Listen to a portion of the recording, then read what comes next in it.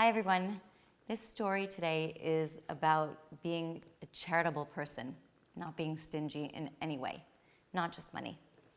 So not far from the hometown of this Kabbalist by the name of Rabbi Levi Yitzchak of Berdichev was a little town called Zitomer. And there lived an old couple by the name of Yankel and Riva. Crazy names, right, from Europe. They were rich, and as rich as they were stingy. They never opened their hearts to help anybody. They never brought in the needy to their house to feed them. They never did anything for anybody. They got richer and richer by lending money to poor farmers in the nearby villages and taking ridiculous amounts of interests.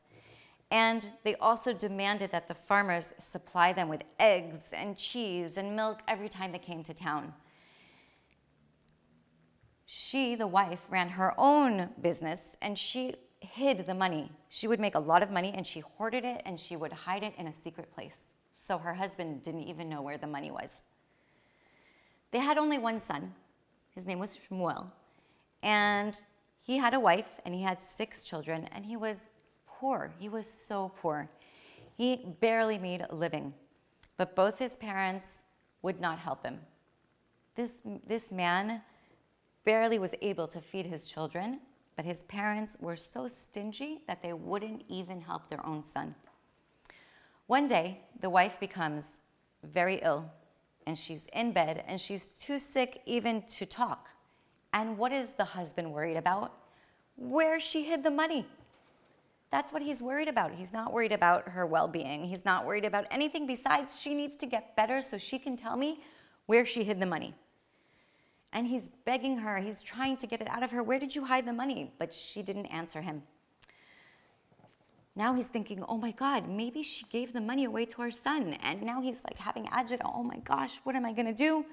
And he goes to Rabbi Levi Yitzchak, the Kabbalist, to ask for help. And he goes to her and he says, listen, my wife is sick. She can't tell me where her money is. And she might have given it away. I'm so worried. Please pray for my wife so that she can get better. And the Kabbalist looks at him and says, if you don't change, if you don't become a little bit more charitable, a little bit nicer, less stingy, helping the needy, helping your son and your 6 grandchildren, nothing is going to change and she won't get better. And now he's completely distraught, like a knife in his heart. He says, you know what, I'm going to change my ways and I'm going to be a more generous person and I'm going to take care of it. When he gets home, there's things happening. You know, the business is waiting him and the landlord has sent a letter to him saying, you know, I've heard that you give high interest loans. I need 2,000 rubles. You'll make an amazing amount of money from it. So he forgets now what his teacher had told him. He forgets about his wife being sick. He forgets about everything. He takes his horse and carriage. He takes 2,000 rubles, and he's going on his way to the landlord to loan him money. On the way, it's getting dark, and there's robbers. And they come to him with a knife, and they say, your money or your life. And he looks at them, and he says, I don't have any money. And then they see the coins and they say, you're a liar. You for sure have money and we want to get it. We want to get that money from you. And now this man is crying to the Creator for help. He's begging the Creator. He's saying, listen, if you save me, I will give 1,000 of the rubles as charity to the poor. I will make sure that half of it goes. And all of a sudden, a horse and carriage approaches and they scare the robbers away. And he's saved. He's shocked. He's saved. So he thanks the person who saved him, and he's so thankful to be alive. And he was especially happy that he still had his money. And of course, the promise that he had made to the Creator, out the window, forgot it, slipped his mind. A few weeks later, he's sitting in his old house, which he was too stingy to fix because he didn't want to spend money. And all of a sudden, the roof and the wooden pieces right next to the roof fall down on him. and he can't move. He can't move. He's almost dead. His son hears about it. He runs. He comes to help him. They barely pick him up and put him into bed. And, of course, they call the doctors to check him. And the doctors say, you know what? He's not going to pull through. He's not going to make it. Now, his wife is still sick in bed. The man is now in bed. He's sick. He can't move. He doesn't know what to do. And the son is there taking care of them. He's taking care of them around the clock. Now, news of what happened also reached his brother, this man's brother, who was poor, but he had a very kind heart. And he never had money from his brother. His brother never shared with him money, but he really loved his brother. So he decided he was going to go and pray for him and then go and help him.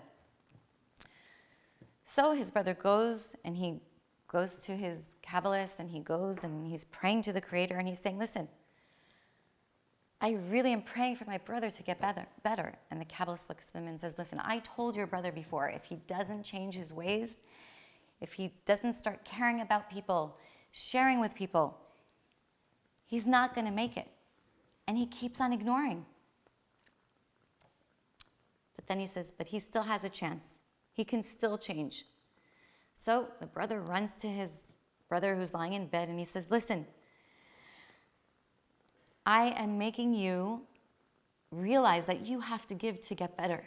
You're not going to get better if you don't give. And the man says, of course, I authorize you to open, the safe. This is the key. Do what you think is right. Give to whoever you need to give to. I want to get better.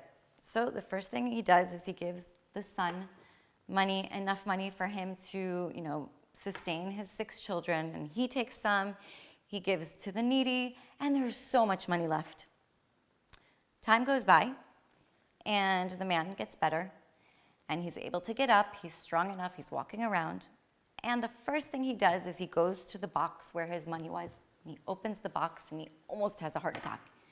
He sees how much money is gone, and he runs to his brother. He says, what did you do? All my money is gone.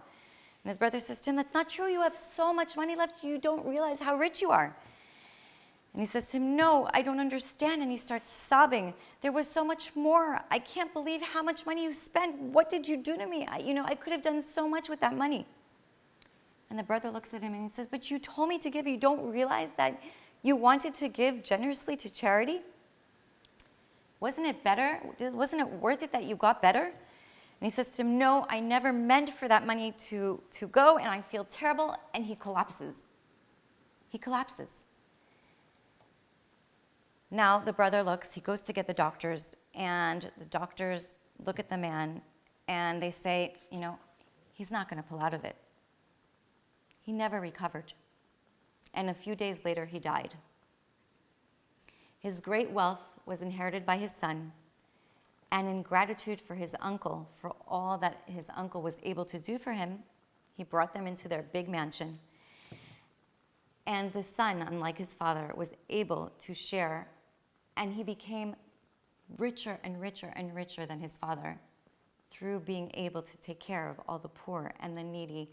And not just that, but opening his heart and his house for everybody to come in and out. And he was able to spread the word so far that he had now taken his father's in and made it a place for everyone to come to.